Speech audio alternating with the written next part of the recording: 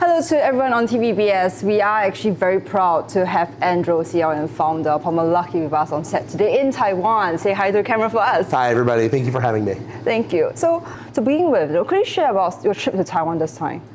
No, it's been great. I mean, we've been here mostly for our work with the military, but also meeting with a lot of suppliers that we already work with, meeting with some new suppliers as well. Anduril has increased our work with Taiwanese suppliers by about 15 times over the last 2 years. So we have a lot of components that are made in Taiwan. We have a lot of assemblies that are being produced here as well. So I've got a lot of friends to say hi to. How much opportunities do you think it's in Taiwan for Anduril? Well, I think there's a lot of opportunities. One, on the side of working, obviously, with the military, but also Taiwan is one of the most technologically advanced countries in the world. It's one that's deeply aligned with U.S. Policy interests. It's one that's deeply aligned with our technology interests. The United States economy wouldn't work without Taiwan. And so I think the areas of collaboration are kind of endless, from semiconductors to sensors to optics to precision metallics. Even to certain technologies, I won't say exactly what they are because I don't want my competition to find out. But there's certain things that you can only buy in Taiwan, certain advanced technologies that don't even exist in the United States or anywhere else. And so I want to leverage those advantages to make better products. You made the headlines last year because you actually came to personally meet with the Minister of National Defense, Beng Sung-koo, where ALTIUS drones were actually delivered. But there's been some debates in Taiwan over the past few months about the ALTIUS drones capabilities, because we actually have seen its performance, both good and both bad on the front lines. I've been following it very, very closely, and I follow the Taiwan press about our company very, very closely. To be honest, it's been a little frustrating because a lot of the press that I'm seeing, they're referencing problems with ALTIUS that did exist when it was first deployed in Ukraine years ago. And I mean, I'll admit, it wasn't just Anduril, it was really most US munitions when they actually went toe-to-toe with Russian jamming systems, Russian electronic warfare systems, had problems with navigation, we had problems with communication. The difference between us and a lot of other companies is that we stayed in Ukraine and fixed those problems. So we were in Ukraine the second week of the war. We were there continuously with people, hardware, and software updates. We figured out how to break the Russian electronic warfare. We figured out how to make navigation work completely without GPS. And ALTIUS, the product, is very different today from ALTIUS of 3 or 4 years ago when it first started running into these challenges. And so people have said, there were these challenges in Ukraine. Those were real challenges. But there's a reason that Ukraine continues to buy them, that the U.S. continues to send them as part of U.S. aid packages, that countries like the United Kingdom have continued to send. We actually just sent our last truckload of ALTIUS, which was strongly requested by Ukraine last fall. So we're still sending large numbers of these, and we're responsible for destroying ALTIUS specifically is responsible for destroying hundreds of millions of dollars in Russian hardware. So I'm very proud of its performance. And so, of course, you can see where it's frustrating where I read, there's been reports that it has problems in combat. And I'll say, if those problems still existed, Ukraine wouldn't be buying them. They wouldn't be requesting them. The United States Army wouldn't be doubling down on its investment in ALTIUS either. So what I'm trying to say is that in the latest FMS to Taiwan, ALTIUS 600 and 700 is part of the package too. So what I'm trying to say is that ALTIUS is not only going to sell this to those to Taiwan, but you guys are going to be here to ensure that they function. That's right. Yeah, that's right. That's right. Okay. Because I mean, when we look at Taiwanese capabilities, we actually in a very recent debate in Taiwan is what's the percentage of domestic drones and also foreign drones? Do you have a perfect number in mind? I mean, I think the perfect number would be that Taiwan is able to make everything that it needs on island using on island resources, because you might end up in a situation where you're not able to have continuous resupply. You look at Ukraine, it's very different. With Ukraine, we can continue to resupply them through Europe continuously through a war, even through an invasion scenario. That might not be the case with Taiwan. And so I think it's actually even more important for things to be built natively in Taiwan. Now, we're actually working on doing more of that. I want to be able to manufacture Anduril systems in country in Taiwan, not just for Taiwan, but even to the level of having enough production capacity to sell back into the United States, back into other countries as an export partner. political reality has changed over the last few years. I think in the past, the US position was buy from us, buy from us, buy from us, don't make your own things. The US has so much need and so much demand and is so far behind on deliveries of weapons to partners. I mean, what's the average delay, I think, between, I think FMS typically takes 7 years from US to Taiwan. We need more partners just to help us meet the demand in general. And so I think the new view in the US is build in the US, build in the US, build in the US, and build in all of these partner countries, and try to build as much as we can. So you mentioned about investing in Taiwan and manufacturing in Taiwan. And meeting with Taiwanese partners this time to see how is that viable. I mean, not only setting up an office, but having a manufacturing factories in Taiwan. Well, the majority of the hiring that we're doing in Taiwan is engineers. So it's not like salespeople or office managers. It's primarily engineers who are doing designing and manufacturing and real technical work. I think that we have a small presence here. Mostly we've been working with contract manufacturers that are based in Taiwan, component companies that are based in Taiwan, machining companies that are based in Taiwan.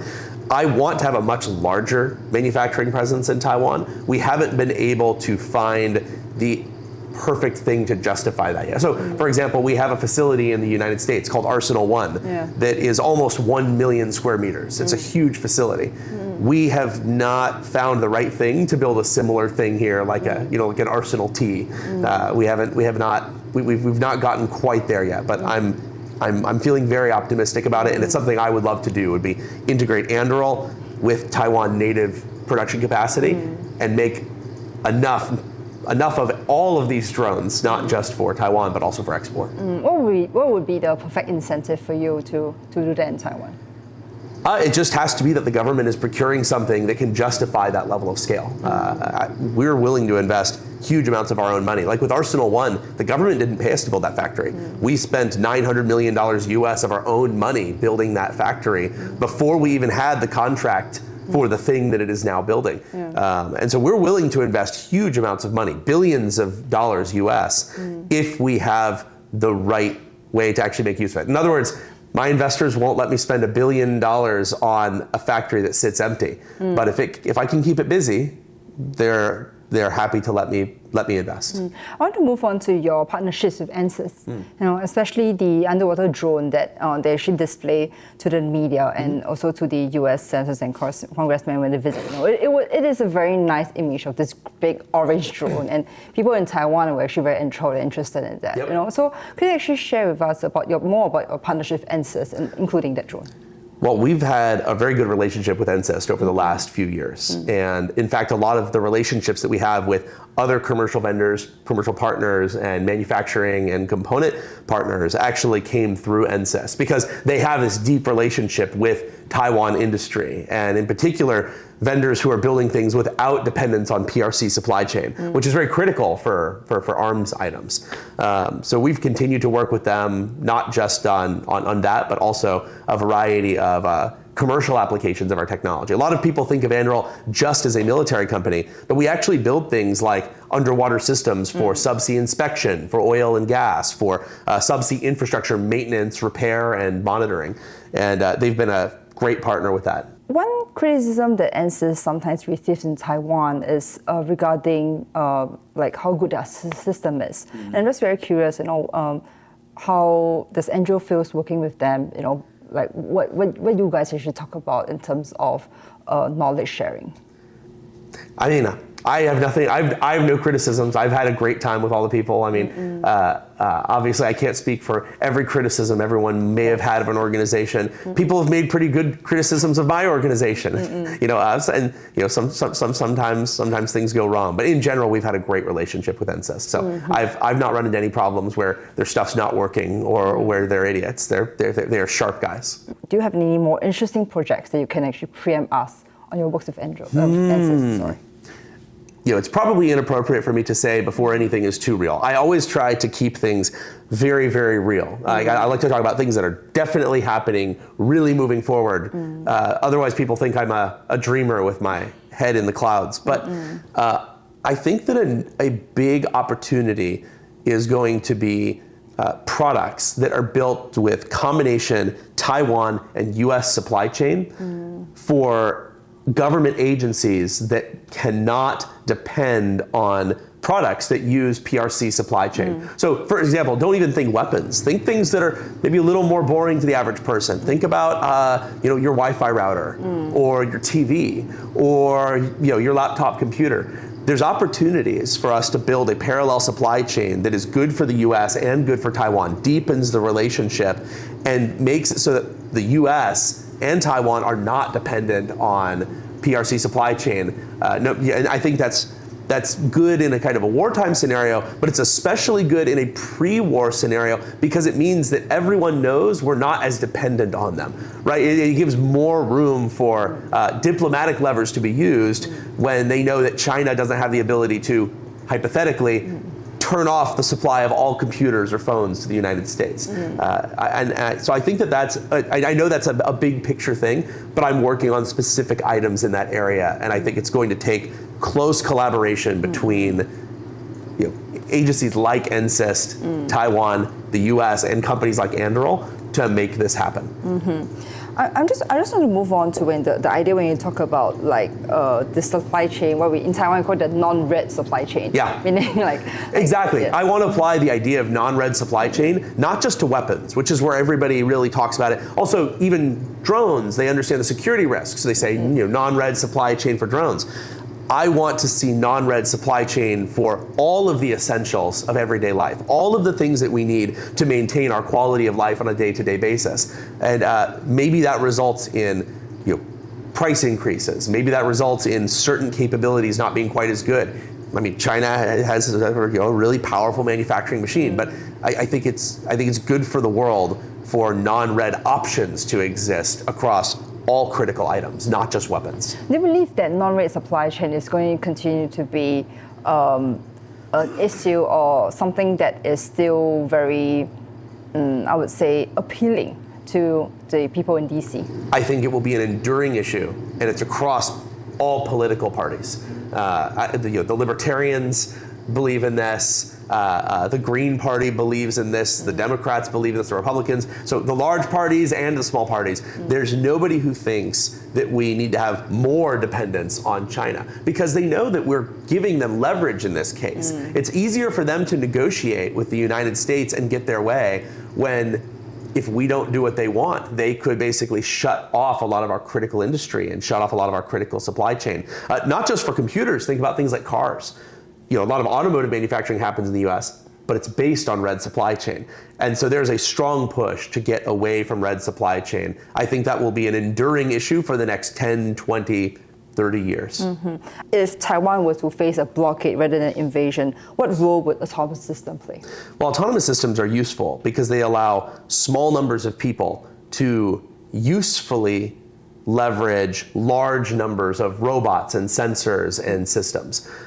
If you have a 1-to-1 ratio, there's only so many sensors you can use. There's only so many systems that you can use. Autonomy allows one person to control many of these systems. And so whether it's a war scenario or a blockade scenario, that's valuable. Another reason that autonomy is important is because it makes it much harder for your enemy to stop you.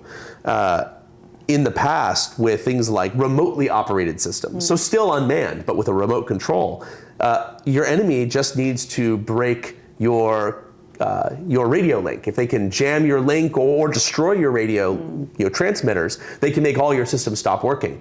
With autonomy, I can have something that flies long ranges to either gather data or strike a target, even if they jam the radio link. This is an example of one of the things that we learned in Ukraine.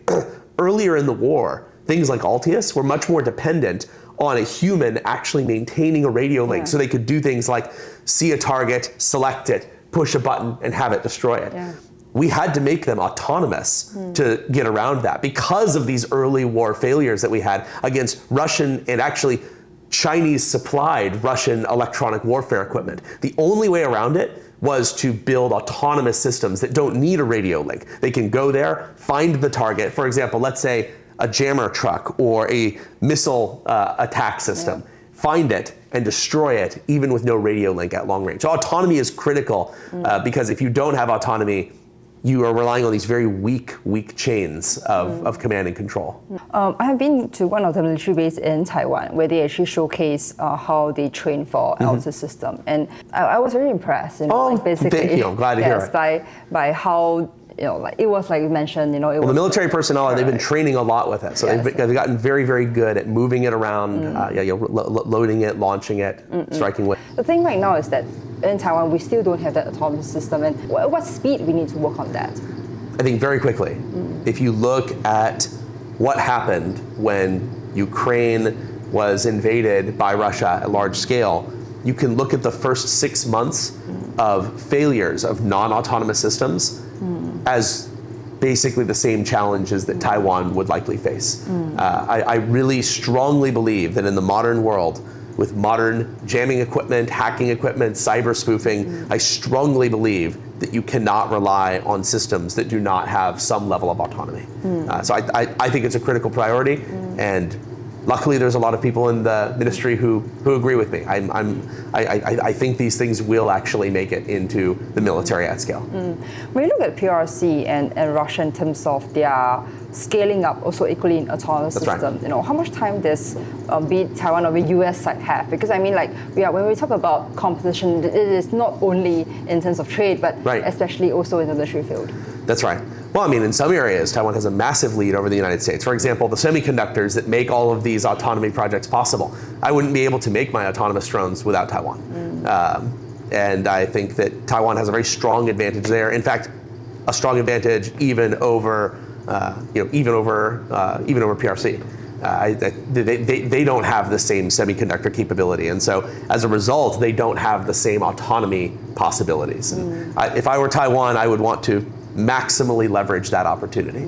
So you still see potential in Taiwan developing autonomous system and might have an edge over China? I think that Taiwan as a nation has the strongest edge of any nation on building autonomous systems if it wants to. There's no nation in the world that could do a better job.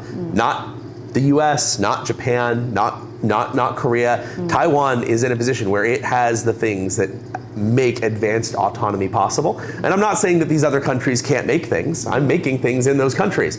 But yeah, Taiwan has a uniquely strong opportunity to outperform China, stay ahead of China, and to have much more powerful autonomous systems in them. And also I will note that I think that Taiwan has a very limited problem that they need to set. And without getting into all the details, there's only a handful of scenarios that Taiwan needs to focus on preventing.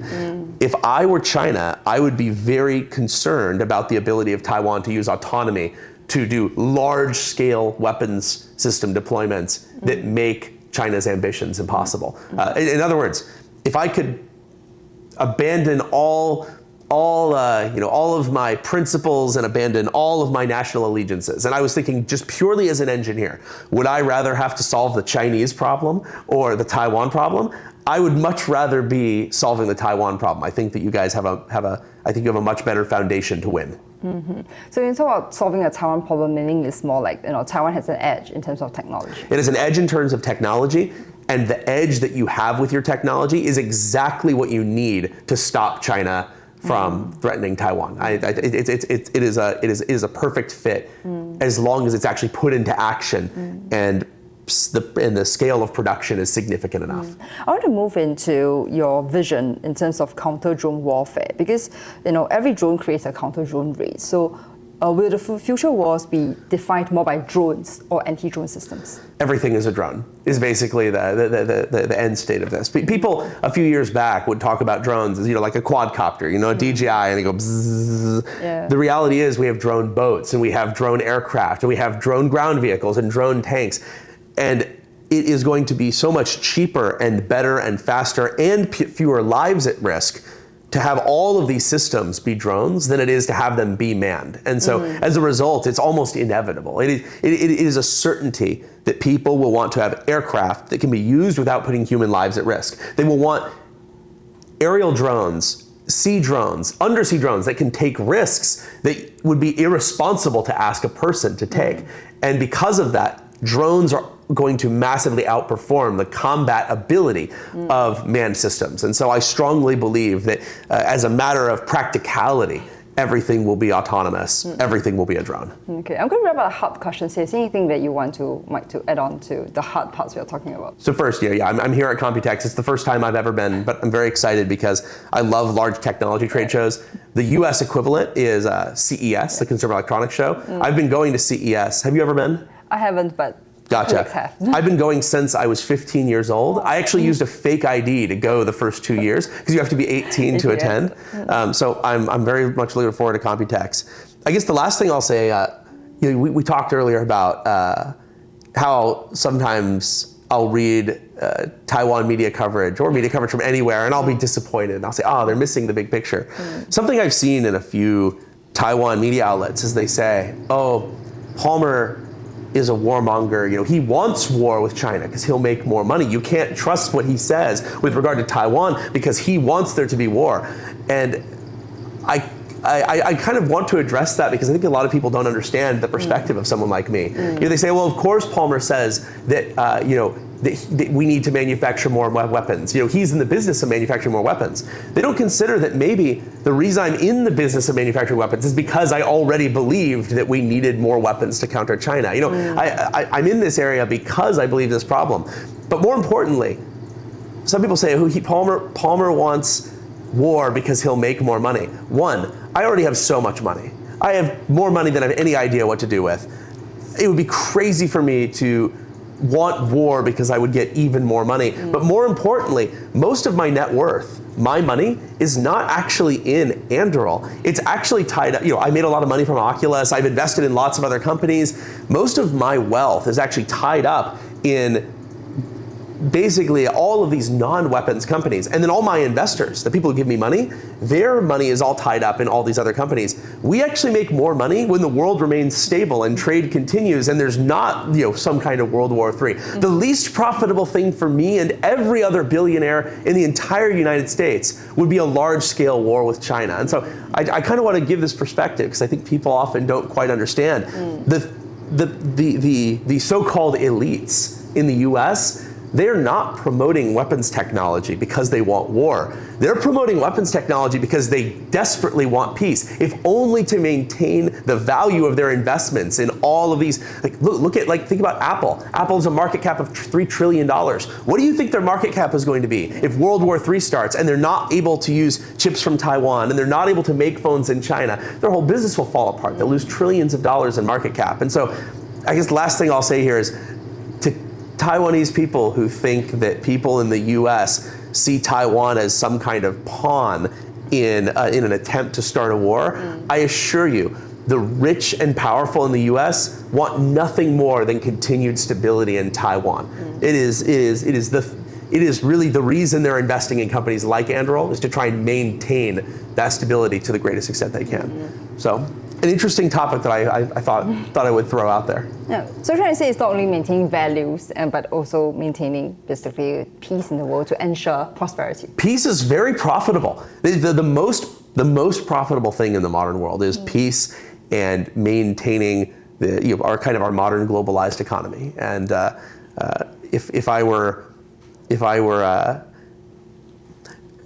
someone said Palmer wants war because he's just an insane psycho, that would be maybe a more reasonable critique. It's not true, but the idea that I would want war because it's profitable misses the truth of how the world economy works. So it misses the entire point. It misses the entire point. So that would be my recommendation to the conspiracy theorists globally and in Taiwan. If you're going to say that I'm actually secretly trying to make war happen, you should abandon the theory that it's because it will make me money and say that it's just because I'm a crazy person.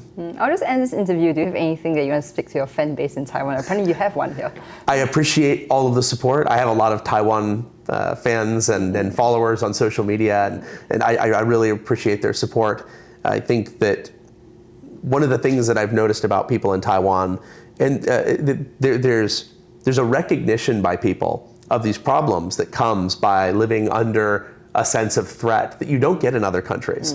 And you see this in I think people in Ukraine, they have this common feeling. They understand that these are not hypotheticals. You do need tools to defend yourself. I think people in Israel often feel the same way. I think people in certain Middle Eastern nations feel the same way.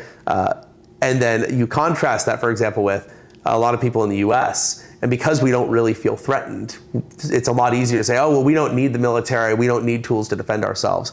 So the thing I really appreciate about my fans in Taiwan is there are people who understand what we're doing, they understand why we're doing it, and they understand the importance of the work. So thank you fans. I'm a fan of you as well. Thank you so much for sticking to TVBS in Taiwan. No, thank you. This has been fantastic. Thank you.